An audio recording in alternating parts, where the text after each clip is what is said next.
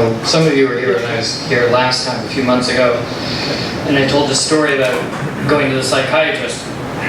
And now, after this coming story, you'll probably understand why I was at a psychiatrist. But, you know, I like to describe my life. My life is like a house with many rooms, you know, and I've done many different things. And I was a jazz musician, and I was a child actor, and I wrote software, and I ran a gambling house, and I did all of these. I grew marijuana, and I was going to tell a story about that, but I thought, oh, you know, that's like the time I told a story about Catholicism 101 at the Vatican. I don't think I need to tell that story here. So I thought I would tell a story about, and 90% of what I'm about to say is true. About 90%. The rest is filled in from age. And there was a time in the early days of the internet where I was a very popular black lesbian.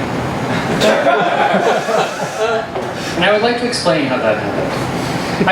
I'm in seriousness, I'm writing a book about this, and it's called My Black Lesbian Life, how a computer jockey became an infamous lawyer. And so there was a time when I was very bored, and I was sitting at a computer all day. And in the internet, before we had video and even photos and things like this, it was just all text chat rooms.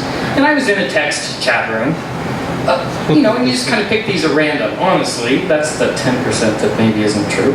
Honestly, you just pick one at random. And so I picked this one, and I was hanging out there, and somebody asked me a question that I guess they had assumed from my screen name. And they said, "Are you bi or lesbian?" I thought, well, those are my choices. And I said, okay, well, I'm lesbian. And she said, all right. And she said, tell me about yourself. And I was, you know, what do? You're sitting at a computer, there's nothing else. So you just make up a story. And I made up a story about this woman who, if I mentioned her name, you could still Google. My persona is still out there many, many, many, many years later. And so I had created this character. I'm now, at this very moment in time, wondering why I'm telling this story. So I'll continue. So I created this character, and I thought, who would I like to be?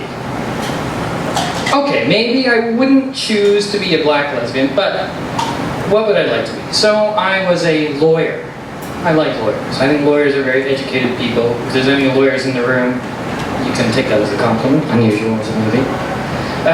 So I thought I'd be a lawyer. Who would I like to work for if I was a lawyer? I would like to work for the United Nations.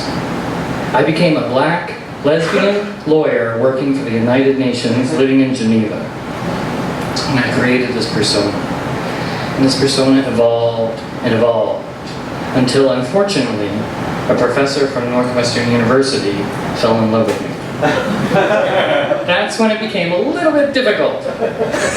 And she kept asking for my picture because she was, I think, an actual black lesbian lawyer, whereas I was just a white guy sitting at a computer. And so it went on, she would like to see my pictures. And so I didn't have any pictures. And so I went on with my excuses. Well, I've got to go off. I'm going off to Somalia next week to adjudicate a legal conference for the United Nations.